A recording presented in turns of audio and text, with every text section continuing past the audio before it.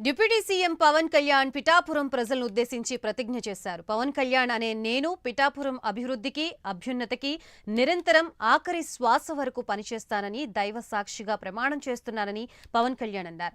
Janasena party ముఖ్య నేతలతో సమావేశమైన పవన్ కళ్యాణ్ తన ఆఖరి శ్వాస వరకు ప్రజల కోసం పనిచేస్తానని అన్నారు. నియోజకవర్గం అంటే పిఠాపురంలా ఉండాలి అనేలా చేస్తానని చెప్పారు. పదవి తన బాధ్యతను పెంచిందని పవన్ కళ్యాణ్ అన్నారు.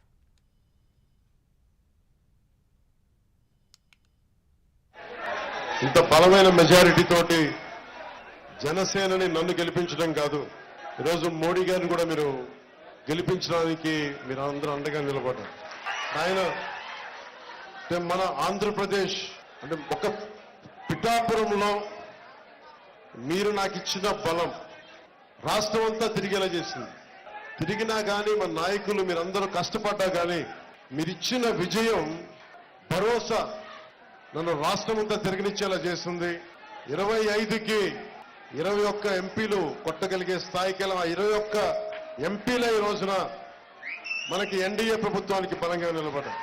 నా గెలిపే అటు ఇటు ఉండుంటే మిగతా రిజల్ట్ నాకు ఎలా ఉంటే తెలిసేది, కానీ నా గెలుపుని గ్యారంటీ చేశారు. ఇక్కడ మీ అందరికీ పేరు పేరున నా హృదయపూర్వక నమస్కారాలు, హృదయపూర్వక ధన్యవాదాలు. సమస్య ఏమైపోయిందంటే పవన్ కళ్యాణ్ అనగానే అందరికీ అలుసు చులకన అయిపోయింది.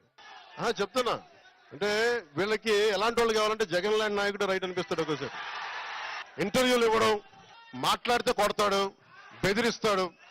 వాళ్ళ దగ్గర భయంగా ఉంటారు, వాళ్ళ దగ్గర బలంగా ఉంటారు. ఇట్లా చేతులు కట్టుకుని కూర్చుంటారు. మనం ప్రేమగా ఉంటాం కదా, గుండె విప్పి మాట్లాడతాం కదా, అందుకని చులకన. అందుకని దయచేసి అందరూ కూడా నేను చాలా గట్టి అని గుర్తుపెట్టుకోండి. భయాలు లేవు నాకు. ఎంత మొండి వాడినో, ఎంత పట్టు పడితే వదలను గుర్తుపెట్టుకోండి. అందుకని నాతో మాట్లాడేటప్పుడు చాలా పద్ధతిగా మాట్లాడాను.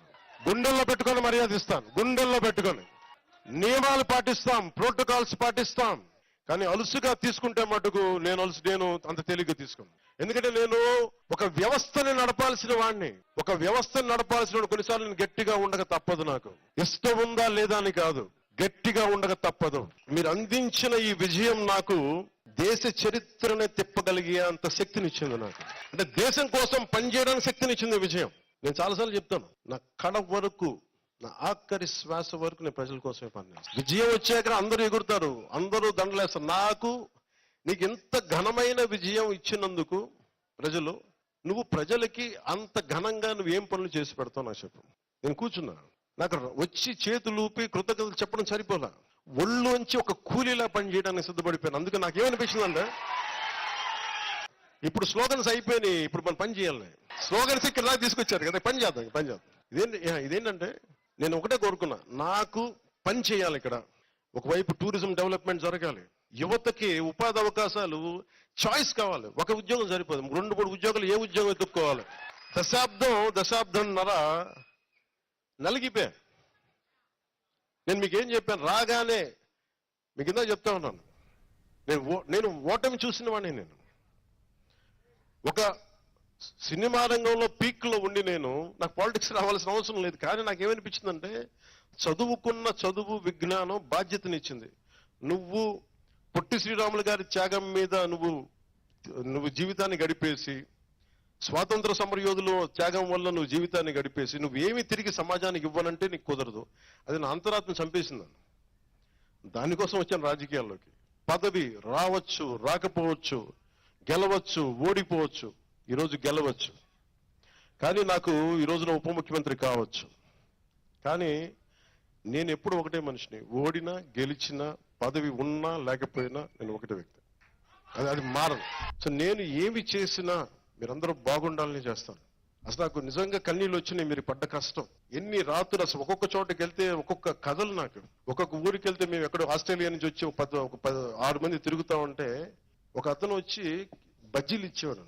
ఒక గంపటి బజ్జీలు. దేనికంటే జనసేనకి ఇది నా కాంట్రిబ్యూషన్, మీరు అందరూ పని చేస్తున్నారు. రోజు ఒక చిన్న బజ్జీలు కొట్టు పెట్టుకుని ఆయన ఎంత సంపాదించగలరు. కానీ ఎంత ప్రేమ ఉంది అంటే, నా సంపాదన కొంత మీకు ఇవ్వాలి, ఎందుకు మీరు కష్టపడుతున్నారు మీరు అందరూ అని చెప్పి ఇచ్చారు. కదిలిపోయాను నేను ఆ ప్రేమకి. నేను అలాంటి ప్రేమకి నేను రుణగ్రస్తుని. నేను అట్లా ఒక్కొక్కళ్ళు ఆడపడుచులు ఊర ఎండ వెనక తిరిగి 50 డిగ్రీలు 47 డిగ్రీలు ఎండలో మాడిపోతే క్యాంపెయినింగ్ చేస్తే నాకు ఏమిచ్చి నేను రుణం తీర్చుకోగలను? నాకు విజయం నా కోసం కాదు, నేను అనుకున్న ఒక ఆశయం కోసం మీరందరూ చెయ్యూత కలిపినందుకు మీ అందరికీ ఎన్నిసార్లు శిరస్సు వంచి నమస్కరించినా నా కృతజ్ఞత సరిపోతుంది. పవన్ కళ్యాణ్ అనే నేను పిఠాపురం అభివృద్ధికి, అభ్యున్నతికి నిరంతరం ఆఖరి శ్వాస వరకు పని చేస్తానని దైవ సాక్షిగా ప్రమాణం చేస్తున్నాను.